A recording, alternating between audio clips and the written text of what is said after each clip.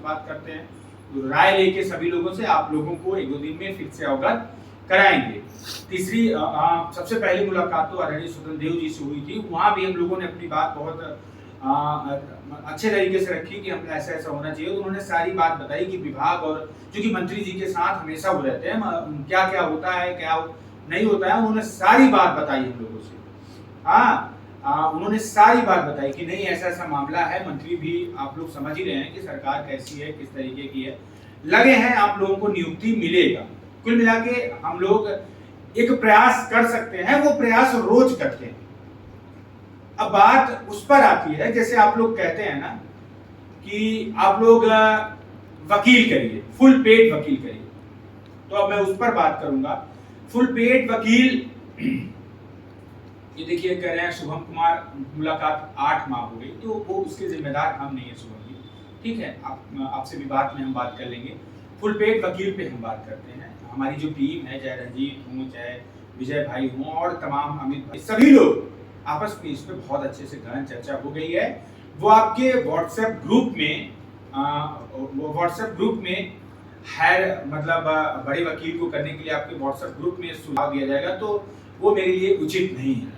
एक और भी थी, मयंक के द्वारा ये कहा गया था कि अचयनित एलपी मिश्रा को कर लिए हैं, तो और भी बड़े एडवोकेट हैं, भगवान करे वो हमारे अचयनित साथी भी उनको अच्छे से करें, हमें नहीं दिक्कत है। लेकिन जिस तरीके से गलत सूचना लोगों को फैलाई जाती है, हम लोग 24 घंटे मेहनत करते हैं और आपके मेहनत का नतीजा ये मिलता है कि शाम को ग्रुप में इतना अच्छा अच्छा खाना परोसा रहता है, इतना अच्छा अच्छा सिस्टम बनाया रहता है कि देख के लगता है यार, दिल खुश हो जाता है कि 24 घंटे मेहनत करने का ये होता है। फलनवा 15 लाख लूट गया, फलनवा 20 लाख फरार हो गया, फलनवा लड़ ही नहीं रहा है, सांसदी का प्रचार करेगा, सांसदी का माहौल बना रहा है। ये तमाम चीजें ये इनाम है और इसके लिए मैं आपको धन्यवाद बोलता हूँ। पूरे पिछड़े दलित समाज को मैं धन्यवाद बोलता हूँ। और हाँ, एक बात सुनो कि आप परेशान क्यों? क्योंकि आपको इस परेशानी की आदत नहीं है। बड़े गौर से सुनिएगा कि आपको इस परेशानी की आदत नहीं है, क्योंकि आपने संघर्ष नहीं किया है। हम 8 महीने तब संघर्ष कर रहे थे, ना हमारे पास पेड़, न रूख, न किनारा, न लास्ट वाला, कुछ भी नहीं था। लेकिन फिर भी हम लोग लड़े और चैन लिस्ट लाए। आप हम पर भरोसा करें, इसके लिए हम लोगों ने पिछले दिनों बहुत बड़ा काम किया है। आप हम पर इस वजह से भरोसा कर रहे हैं। और ये आप लोग कतई न दिमाग लगाएं कि आपके कहने से, आपके सुझाव देने से, आपके ज्ञान से मेरी लड़ाई मैं अपने हिसाब से लड़ूंगा। आपका काम है सहयोग करना। और हाँ, सहयोग बात बड़ा अच्छा, एक बहन ने मुझे फोन किया और उन्होंने बताया कि भैया लोग कह रहे हैं कि 15 लाख 20 लाख सहयोग आया है। तो मैं कहा ठीक है बहन, तो बताओ क्या भैया 68 लोगों की नियुक्ति है। तो मैं कहा बहन, एक बार दिमाग लगा के देखो कि आप लोग कहते हो ना कि वो पैसा ऐसा लगता है कि हमको आप पैसा वो दे दिए हो हमारे घर बनवाने के लिए, हमारे परिवार के खर्च के लिए, हमारे खर्च के लिए, विजय भाई के खर्च के लिए, तमाम के लिए। ये ऐसा आप लोग बिहेवियर आपका ऐसा होता है। तो मैं आप लोगों से बताना चाहता हूं कि अगर आप हमको मजदूरी भी दी है ना, नौकरी 6800 लोगों के लिए चाहिए ना, तो उसी 15 लाख में जो महानुभाव देख रहा है, उसी 15 लाख में 6800 लोगों से भाग दे दीजिए, ठीक है। पहली बात, एक कोई कमेंट करके बताए कि 15 लाख रुपए में 6800 या 20 लाख कर लो, चलो 20 लाख कर लो, 6800 लोग उसमें कमेंट वो कर लो, डिवाइड कर लो, तो 250-60 ऐसे कुछ रुपए आएंगे। तो हमारी मजदूरी और हम लोग 50,000 की नौकरी के लिए सहयोग क्या किए हैं? 220 रुपए।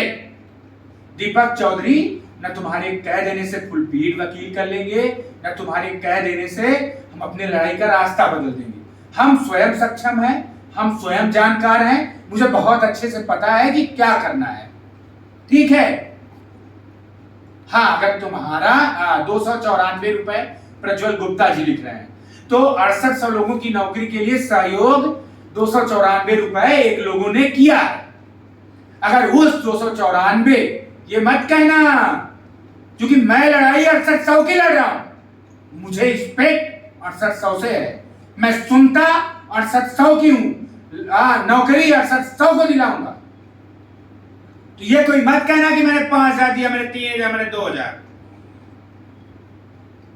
जिसने 5000 दिया है, जिसने नहीं सहयोग किया, उसको ढूंढो, उसको पकड़ो और सहयोग करवाओ। तो स्थिति यह है कि 294 रुपए आप लोगों ने, एक लोगों ने, 6800 लोगों ने हमको सहयोग किया। अब दिक्कत कहां आ रही है? तो भी ठीक है, चलो जो भी दिया आपका मैं कर्जदार हूं, मैं ऐसा मान के चलता हूं कि मैं आपका कर्जदार हूं। इसका मतलब ये नहीं कि रात संडास में बैठे हो आप, रात 4 लोग दारू पी के बैठे और आपके अंदर एक नया ज्ञान आ गया कि एक फुल पेट वकील कर लेना चाहिए। तो मेरे प्यारे भाइयों, एक फुल पेट वकील का दाम बता दो। लखनऊ में किसी भी टॉप मोस्ट सीनियर को करोगे तो 16 लाख से 30 लाख 35 लाख तक है।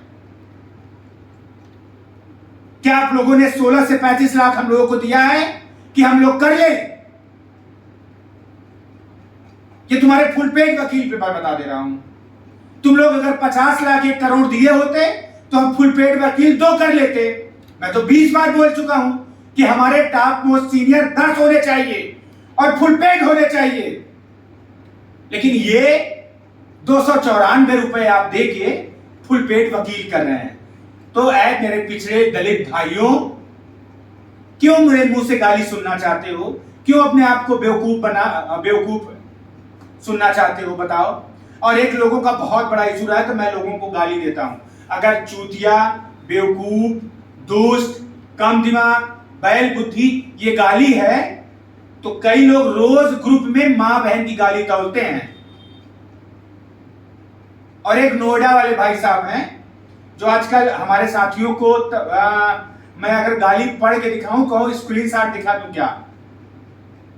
और इनकी ऑडियो भी मेरे पास है।